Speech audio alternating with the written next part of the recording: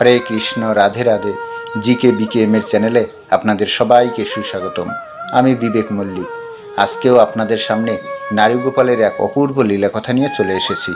আশা করি আজকের এই অপূর্ব লীলাকথাটি আপনাদের খুবই ভালো লাগবে এবং আপনাদের হৃদয়কে স্পর্শ করতে পারবে।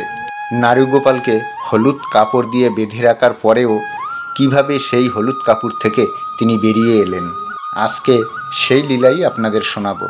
তবে লীলাটি শোনার আগে আপনার কাছে আমাদের ছোট্ট একটি অনুরোধ, যদি আপনি আমাদের চ্যানেলে নতুন হয়ে থাকেন তাহলে প্লিজ চ্যানেলটি সাবস্ক্রাইবার করে দিন এবং পাশে থাকা বেল বাটনটিও প্রেস করে রাখুন এই ধরনের সুন্দর সুন্দর প্রতিদিন লীলা কথাগুলি পাবার জন্য এবং আমাদের সঙ্গে থাকার জন্য। রায়গঞ্জের নিবাসী মায়াদেবী তার জীবনের অনুভূতি তিনি আমাদের সঙ্গে শেয়ার করেছেন। মায়াদেবী আমাদের বললেন, আমি যখন বিএ থার্ড ইয়ারে পড়তাম তখন আমার বান্ধবীর বাড়ি আমি একবার ঘুরতে গিয়েছিলাম। সেখানে গিয়ে দেখি আমার বান্ধবী নারীগোপালকে সুন্দর করে যত্ন করে এবং তার পুজো করে।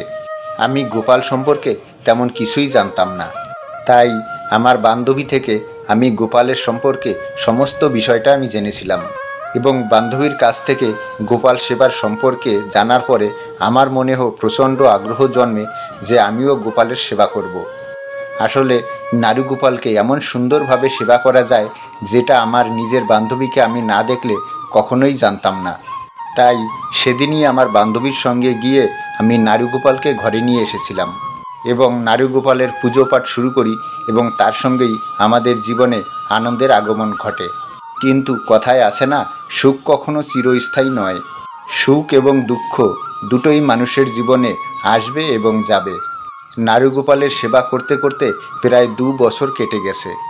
আমি এবং আমার মা দুজনেই নারীগোপালকে খুবই ভালোবাসতাম এবং আমরা দুজনে মিলেই তার সেবা করতাম। কিন্তু হঠাৎই আমার মা অসুস্থ হয়ে পড়ে। অসুস্থ হয়ে পড়ার কারণে তিনি সংসারের কাজকর্ম তেমন একটা করতে পারতেন না, এমনকি নারীগোপালের সেবাও করতে পারতেন না। তাই আমি খুব সকালে ঘুম থেকে উঠে নারীগোপালের সেবা করে তারপরে কলেজে যেতাম। খুব বেশি দিন আমাকে কলেজ করতে হয়নি, কারণ তারপরেই লকডাউন শুরু হয়ে গিয়েছিল। আমি সর্বক্ষণই বাড়িতে থাকতাম এবং গোপালের সেবাও করতাম। যত দিন যেতে লাগে আমার মা তত অসুস্থ হয়ে পড়ে এবং কয়েকদিনের মধ্যেই আমার মা মারা যায়।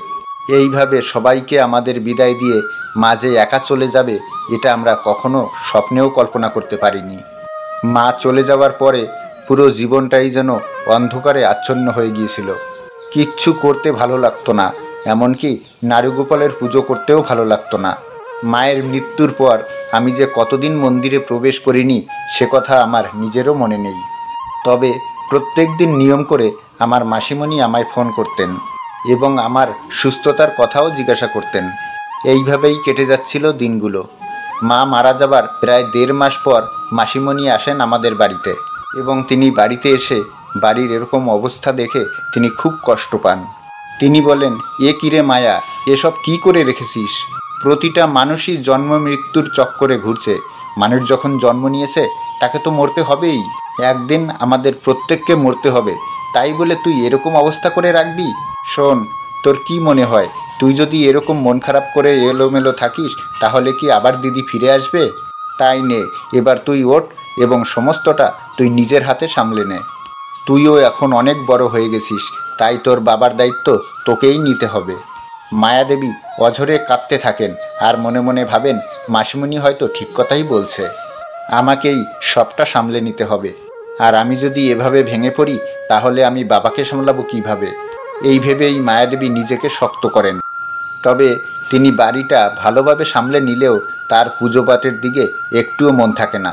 তার মনে মনে বারবার একটা প্রশ্নই আসে, আমি ভগবানকে এত ভালোবাসা সত্ত্বেও কেন ভগবান আমার সঙ্গেই এরকমটা করলেন? কেন তিনি আমার মাকে বাঁচিয়ে তুলতে পারলেন না? কেন তিনি আমার মাকেই কেড়ে নিলেন? এই সমস্ত কথা ভেবেই তিনি আর মন্দিরে প্রবেশ করেন না। মাসিমণি আমাকে জিজ্ঞাসা করে, কিরে তুই কি পুজো পাঠ করেছিস?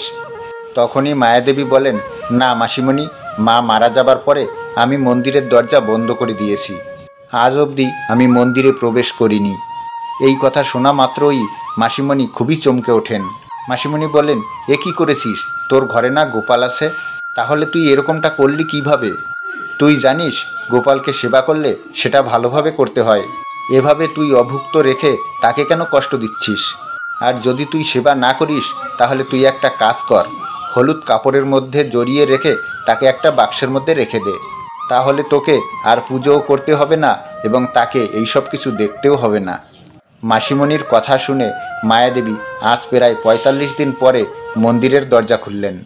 নিজেদের ঠাকুর ঘরে প্রবেশ করতেই তিনি দেখলেন সারা ঠাকুর ঘরটা ঝুলে ভর্তি হয়ে গেছে আর চারিদিকে ধুলোময় হয়ে আছে। সেটা দেখে তার কষ্ট হচ্ছিল, কিন্তু ভগবানের জন্য তার মনে কোনো জায়গাই হচ্ছিল না।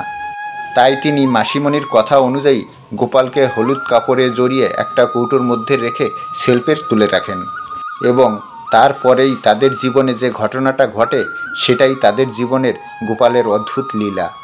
সেদিন রাত্রেবেলা মায়াদেবীর মাসিমণি আর বাড়ি ফিরে যাননি। তাই মায়াদেবী ও তার মাসিমণি ঘরের মধ্যেই ঘুমিয়েছিলেন আর তার বাবা অন্য একটা ঘরে ঘুমিয়েছিলেন। কিন্তু হঠাৎ করেই কিছু একটা পড়ে যাওয়ার আওয়াজে তাদের তিনজনারই ঘুম ভেঙে যায়, কারণ আওয়াজটা অতি তীব্র ছিল।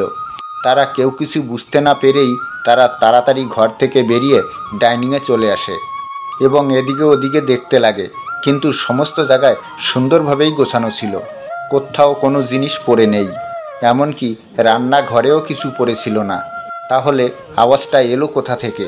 সারা বাড়িটা ঘুরেও তারা কোনো কিছুরই হদিশ পায়নি, কারণ কোথাও কিছু পড়েনি। ঠিক তখনই হঠাৎ করে ঠাকুর ঘরে আর একটা কিছু পড়ে যাওয়ার আওয়াজও তারা পায়। এই আওয়াজ শুনে তারা তিনজনেই ঠাকুর ঘরে প্রবেশ করে আর ঠাকুর ঘরে প্রবেশ করতেই সেখানে যে দৃশ্য দেখে সেই দৃশ্য দেখে তাদের পায়ের তলার মাটি সরে যায়।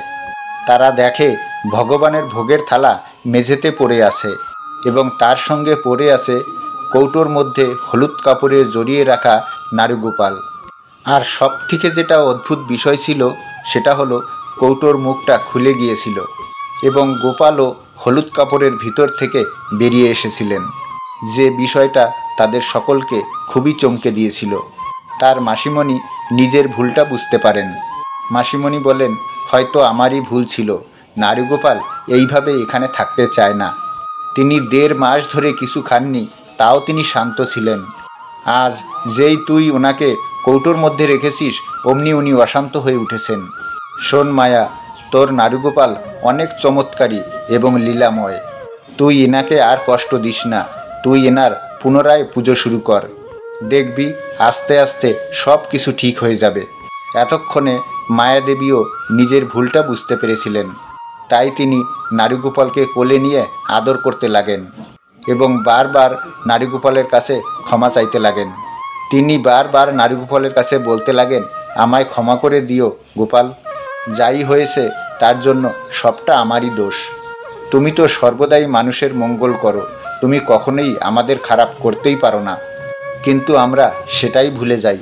আমায় ক্ষমা করে দাও গোপাল, যা হয়েছে সত্যিই আমি তার জন্য খুবই দুঃখিত। এই বলেই সেই রাতটা তারা নারুগোপালকে শয়নে দিয়ে দেয়। তার পরের দিন সকালবেলা মন্দিরকে ভালোভাবে গুছিয়ে পরিষ্কার করে পুরোহিত ডেকে নতুন করে পুজো পাঠ শুরু করে। বহুদিন পরে মায়াদেবীর বাড়িতে আবার পুনরায় একটা সুন্দর পরিবেশের সৃষ্টি হয় এবং শান্তির ছায়া বিরাজ করে। সর্বদা একটা কথাই মনে রাখবেন, আমাদের জীবনে যাই হচ্ছে সেটা সর্বদা আমাদেরই কর্মফলের কারণেই হয়, এতে কিন্তু ভগবানের একদমই দোষ নেই। তাই কোনো কিছু না বুঝে কখনোই ভগবানকে দোষারোপ করা উচিত নয়। ভগবান আমাদেরকে এমনভাবে সৃষ্টি করেছেন যাতে আমরা সকল দুঃখ কষ্ট পেরিয়ে এগিয়ে যেতে পারি এবং সেটাকে সহ্য করে আবার নতুন করে এগিয়ে যেতে পারি। এবারে আপনারাই বলুন তো, মায়াদেবীর জীবনের এই অপূর্ব লীলা কথাটি আপনাদের কাছে কেমন লাগলো? যদি ভালো লেগে থাকে তাহলে প্লিজ ভিডিওতে একটা লাইক দিয়ে একটু বেশি বেশি করে শেয়ার করে দিন, যাতে সকলে এই সুন্দর লীলা কথাটি শ্রবণ করতে পারে। আর আপনার জীবনেও যদি ঘটে থাকে এমন কিছু লীলা যেটা আপনি আমাদেরকে শেয়ার করতে চান, তাহলে আপনাকে যেতে হবে আমাদের চ্যানেলের অ্যাবাউট সেকশন অথবা ডিসক্রিপশন বক্সে। সেখানে দেখবেন আমাদের ইমেল আইডি মেনশন করা রয়েছে। সেই ইমেল আইডিতে আপনারা অতি সহজে লিখে অথবা ভয়েস রেকর্ডিংও পাঠাতে পারেন। তাহলে এই চ্যানেলের মাধ্যমে আপনাদের লীলা কথাটি আমরা প্রকাশ করব। তাহলে দেখা হচ্ছে আবার কোনো এক নতুন লীলা কথার সঙ্গে। ততক্ষণ আপনারা আপনার নারুগোপালের সঙ্গে, আপনার ঈশ্বরের সঙ্গে, আপনার পরিবারের সঙ্গে সর্বদা হাসতে থাকুন, খেলতে থাকুন। হরে কৃষ্ণ, রাধে রাধে।